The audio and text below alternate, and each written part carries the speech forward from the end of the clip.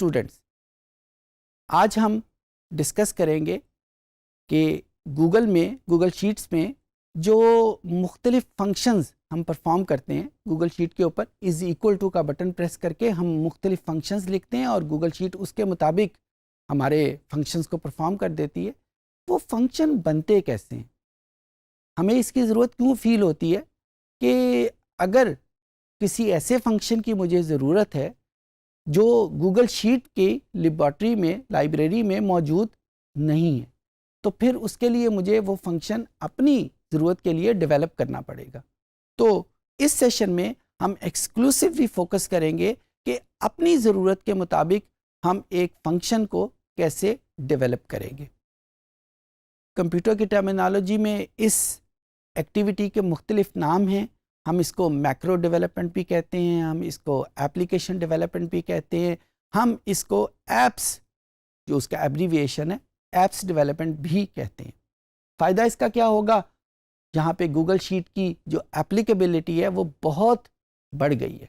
क्यों? क्योंकि अब हमें ये भी फैसिलिटी मौजूद है कि हम अपनी मर्ज़ी के फंक्शन भी उसमें डेवलप कर सकते हैं। तो we are not restricted only to the functions available in the Google Sheet library. हम अपनी मर्ज़ी के फंक्शन खुद भी बना लेंगे। अच्छा, ये तो इसका फ़ायदा है। इसका डाउन साइड क्या है? इसका डाउन साइड ये है कि हमें प्रोग्रामिंग सीखनी पड़ती है, हमें वो लैंग्वेज सीखनी पड़ती है कि जिसकी मदद से गूगल शीट ऑपरेट करती है, गूगल शीट डेवलप होती है।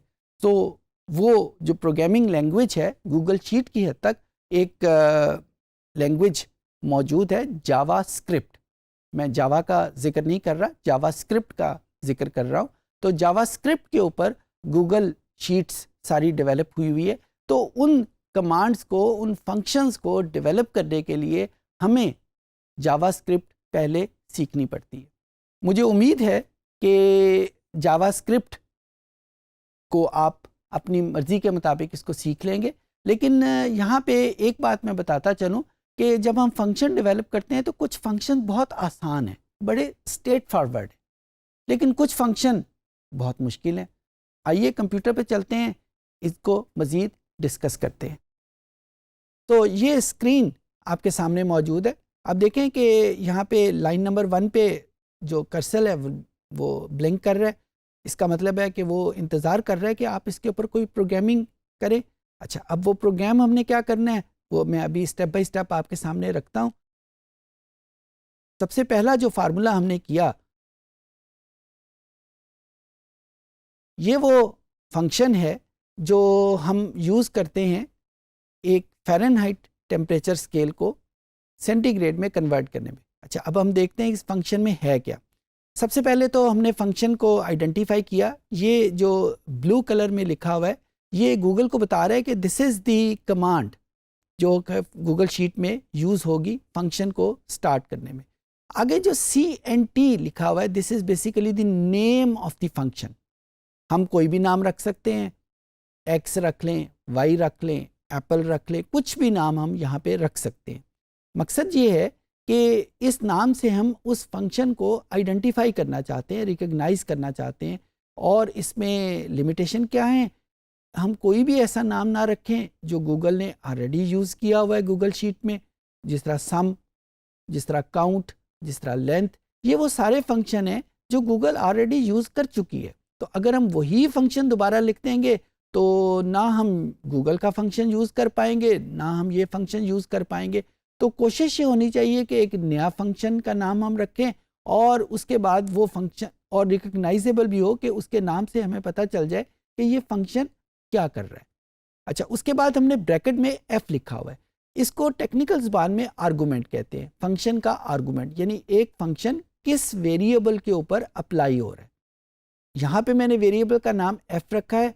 आप इस वेरिएबल का नाम कुछ भी रख सकते हैं, A, B, C, X, Y, Z, कुछ जो आपके जहन में है वो आप यहाँ पे रख सकते हैं। मैंने यहाँ पे इसका नाम F रखा है। उसके बाद ब्रैकेट ओपन है और मैंने वही फार्मूला जो अभी थोड़ी देर पहले आपने अपने नोटपैड के ऊपर देखा कि जिसमें हम कन्वर्ट करते हैं एक फ़ारेनहाइट टेम्परेचर को सेंटीग्रेड में, उसी फार्मूले को गूगल या जावा स्क्रिप्ट की ज़ुबान में यहाँ पे लिख दिया।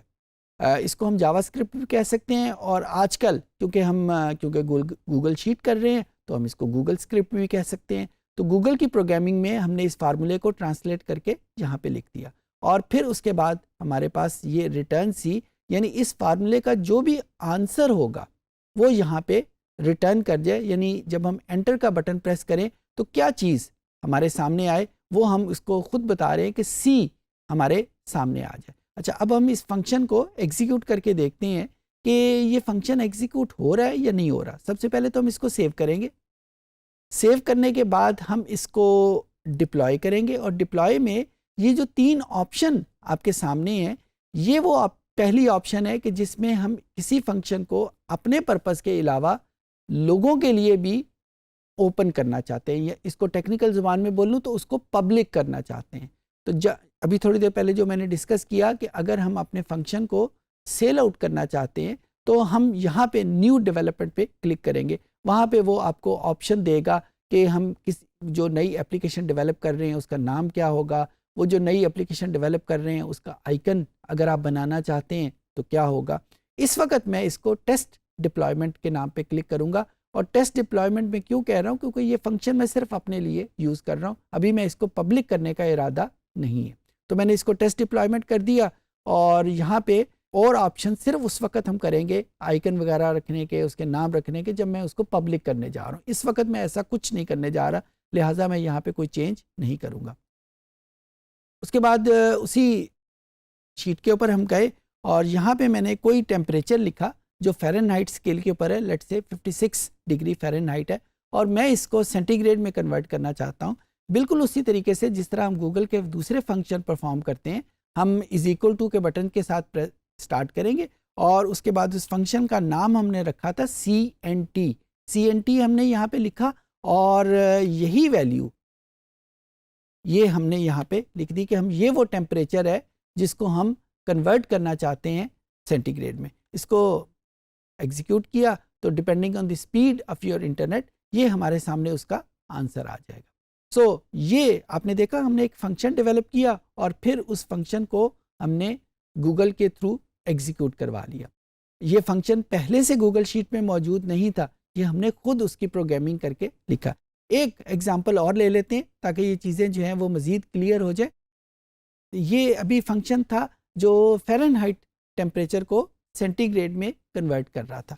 अब मैं एक और फंक्शन डेवलप करता हूँ जो सेंटीग्रेड टेम्परेचर को फ़ारेनहाइट में कन्वर्ट करेगा। फार्मूला उसका वही है जो अभी थोड़ी देर पहले हमने नोटपैड के ऊपर देखा, वहीं से हम इसको कॉपी करते हैं।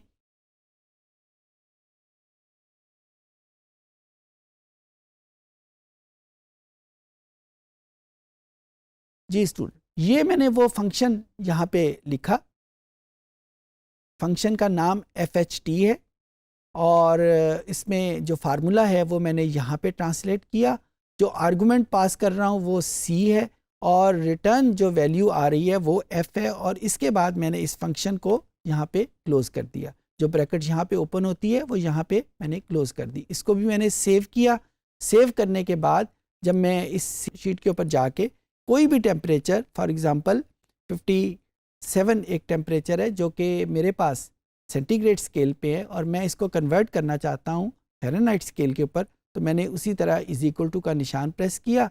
उसके बाद फंक्शन का नाम लिखा FHT, और फिर उसके बाद ये वैल्यू जो है, ये रेंज जो है सेल की, ये मैंने इसमें ट्रांसफ़र कर दी, और इसको एंटर का बटन प्रेस किया तो depending on the speed of your computer इसने इसको फ़ारेनहाइट स्केल के ऊपर कन्वर्ट कर दिया। और आपने देखा इसकी जो एग्जीक्यूशन है बिल्कुल उसी तरीके से है जिस तरीके से हम एक गूगल शीट में जो फंक्शन मौजूद हैं वो एग्जीक्यूट होते हैं। सिर्फ एक छोटा सा डिले आता है, और वो डिले इस वजह से है कि ये इस वक्त इंटरनेट की स्पीड इसके ऊपर बहुत मैटर करती है। हो सकता है कि आपके कंप्यूटर पे ऐसा ना हो, जो ही हम एंटर का बटन प्रेस करते हैं ये तो ही हमारे सामने इसका रिज़ल्ट आ जाता है। अच्छा, ये तो बड़े आसान से फंक्शन थे, और इसमें हमने जावास्क्रिप्ट की कोई बड़ी technical hi fi language use नहीं की। एक फंक्शन मैं आपके सामने इस तरह का रखना चाहता हूँ ताकि आपको बता सकूँ कि ये जावास्क्रिप्ट की लैंग्वेज काफ़ी एडवांस लैंग्वेज है, और इसमें बड़े टेक्निकल फंक्शन भी हम परफॉर्म कर सकते हैं। मिसाल के तौर पे मेरे पास ये 3 वैल्यूज़ हैं और मैं अपनी किसी क्यूरियोसिटी के लिए, अपने किसी फंक्शन के लिए ये चाहता हूँ कि गूगल सबसे पहले इन तीनों वैल्यूज़ का लॉग ले, और जब लॉग ले लिया जाए तो फिर इसको ऐड कर दे, और जब हम ऐड करके एक वैल्यू हमारे पास आ जाए, फिर इसकी पावर इन 3 वैल्यूज़ का जो जितनी इनका काउंट है, यानी 3, इसकी पावर 3 ले ली जाए। तो ये 3 स्टेप हैं जो हम जावास्क्रिप्ट के थ्रू या एक फंक्शन डेवलप करना चाहते हैं, जिसमें सबसे पहले उनको लॉग लिया जाएगा, लॉग लेने के बाद फिर उसको सम किया जाएगा, और सम लेने के बाद उसकी पावर की जाएगी। अच्छा, अब हम इसके ऊपर फंक्शन कैसे करेंगे? बिल्कुल उसी तरीके से यहाँ पे एक चीज़ आप फील करेंगे कि मैं एक ही शीट के ऊपर मुख्तलिफ फंक्शन डेवलप करता जा रहा हूँ।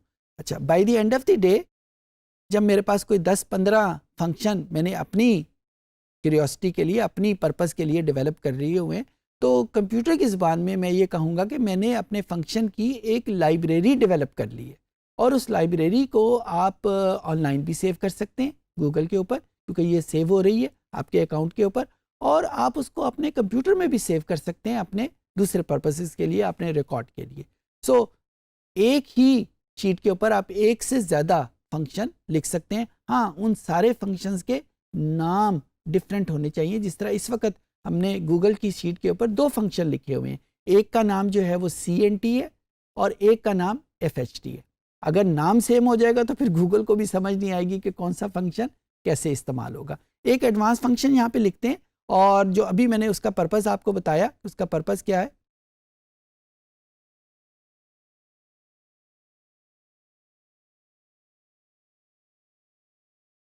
एक एडवांस फंक्शन यहाँ पे मैंने आपके सामने लिखा, और इसका नाम क्या है? GM। अब GM कोई भी ज़रूरी नहीं कि ये किसी खास वर्ड की एब्रीविएशन हो। मैंने इसका नाम GM रख दिया। जो मैंने आर्गूमेंट इसमें पास किया उसका नाम मैंने X रख दिया, और अब X की हर वैल्यूज़ को पहले इसने लॉग लेना है। अगर आप नीचे वाली लाइन देखें तो अब मैंने यहाँ पे जावास्क्रिप्ट की लैंग्वेज को यूज़ करते हुए सबसे पहले इसका लॉग लिया, और फिर लॉग लेने के बाद उसको सम किए, और सम लेने के बाद मैंने उसको पावर यूज़ कर ली है।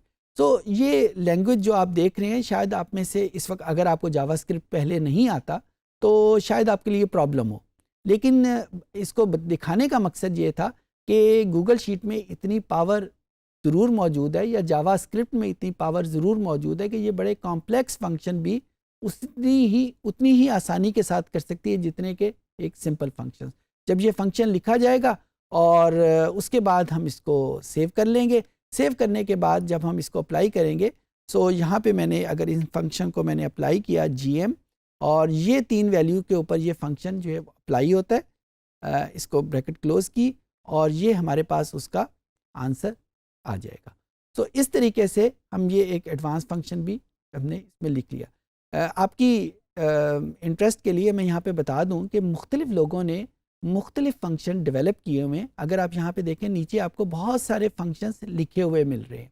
इसमें से कुछ फंक्शन जो हैं वो पेड हैं, कुछ फंक्शन जो हैं वो फ्री हैं। आपको बता इस वजह से रहा हूँ कि आप अगर इस वाली फंक्शनैलिटी को यूज़ करते हुए कोई ऐसी लाइब्रेरी या कोई ऐसा फंक्शन डेवलप करते हैं जिसको बाद में आप पब्लिक करके बेचना चाहते हैं, तो ये फैसिलिटी यहाँ पे अवेलेबल है। यहाँ पे गूगल ने फैसिलिटी प्रोवाइड की हुई है कि लोगों ने जो मुख्तलिफ़ फंक्शंस डेवलप किए हुए हैं उसकी एक लाइब्रेरी भी यहाँ पे मौजूद है। आप ये देखें कि बेतहाशा फंक्शन यहाँ पे मौजूद है, हर फंक्शंस का नाम भी मौजूद है और हर फंक्शन की आइकन भी मौजूद है। उम्मीद है कि आप इन फंक्शंस को यूज़ करते हुए अपनी क्लाइंटेज को डेवलप कर लेंगे। तो इस सेशन में हमने सीखा कि हम गूगल शीट के अपनी मर्ज़ी के मुताबिक फंक्शंस कैसे डेवलप करते हैं। इन फंक्शंस का फ़ायदा ये है कि हम कस्टमाइज्ड फंक्शन डेवलप करके उनकी एक लाइब्रेरी बना के उनको सेल आउट भी कर सकते हैं, और ऐसे बहुत सारे फंक्शंस हमारी लाइब्रेरी में मौजूद भी हैं, आपने देखे भी। सो ये फंक्शन डेवलप करने के बाद हम एक फ्रीलांस बिज़नेस अगर डेवलप करना शुरू करना चाहें तो हम बड़ी आसानी के साथ शुरू कर सकते हैं। शर्त उसके लिए यही है कि हमें उसकी प्रोग्रामिंग लैंग्वेज आनी चाहिए। I hope the things would be understandable for you.